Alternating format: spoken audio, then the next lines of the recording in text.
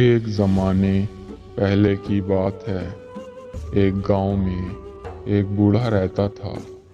उस बूढ़े की पूरी जिंदगी लोगों को समझाने में गुजर गई, दूसरों का भला करने में गुजर गई। उस गांव में एक लड़की जो बूढ़े के पास बार बार आ जाया करती थी, और दूसरी तरफ उसी गांव में दो लड़के, वो भी बार बार बूढ़े के पास आ जाया करते थे। बूढ़े से कहते थे कि हम भी आपके नक्शे कदम पर चलना चाहते हैं, आप एक बार हमारी मदद करें ताकि हम दूसरों को सुख दे सकें। बूढ़ा उस गांव का सबसे बड़ा जिम्मेदार था। बूढ़े की जहां जहां तक नजरें जाती, वहीं वहीं तक सिर्फ और सिर्फ बूढ़े की जमीनें पाई जाती।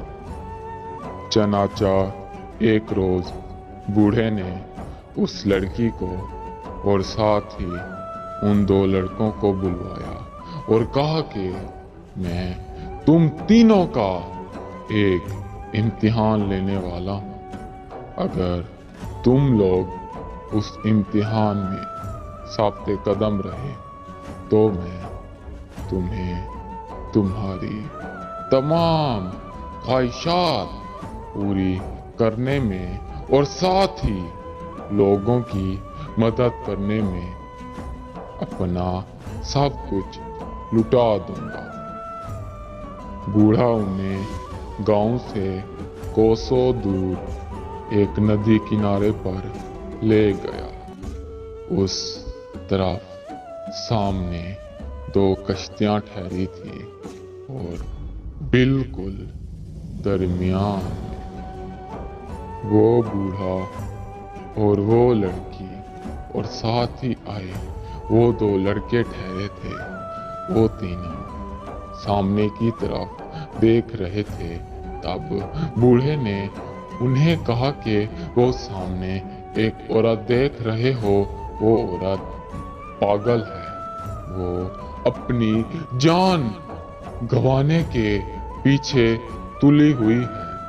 वो वहीं पर आग जला रही है।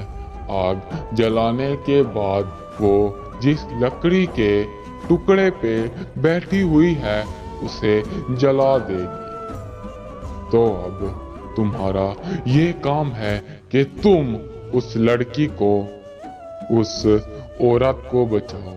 वो तीनों उसी तरफ देख रहे थे और उसकी मदद को जाने वाले थे कि तभी बूढ़े ने कहा कि ये दो कश्तियां कई साल से खड़ी हुई हैं। हो सकता है इन कश्तियों में कहीं छेद हो, या हो सकता है ये कश्तियां टूटी फूटी हो। जैसे ही तुम इन पे बैठो, थोड़ा सा आगे को बढ़ो, हो सकता है कि ये कश्ती टूट जाए और तुम इस नदी में डूब के मर जाओ। उन तीनों की टांगें कांपने लग गई। तीनों में से कोई भी आगे को ना बढ़ा। बूढ़े ने कहा कि क्या हुआ तुम्हारी इंसानियत को, तुम्हारे जुनून को, लोगों की मदद करने की चाहत को? वो कोई भी जवाब ना दे रहे थे।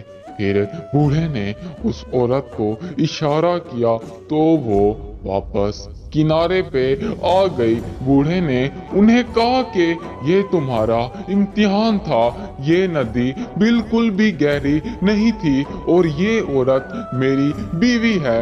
मैं तुम्हें आजमा रहा था कि तुम किस कदर लोगों की मदद कर सकते हो, मगर अफसोस तुमने मेरी दौलत को देखा, मेरी शोहरत को देखा और उसे पाने के लिए मुझे बेवकूफ बनाने की हर मुमकिन कोशिश करने लगे। वो तीनों शर्मिंदा हो गए, बूढ़े से कुछ ना कह सके। बूढ़ा अपनी बीवी को लेकर वहां से अपने घर की तरफ लौट गया, ये कहकर, बेटा, हमने ऐसे ही धूप में बाल सफेद नहीं किए, हम लोगों को देखकर बता देते हैं कि ये किस पानी में है।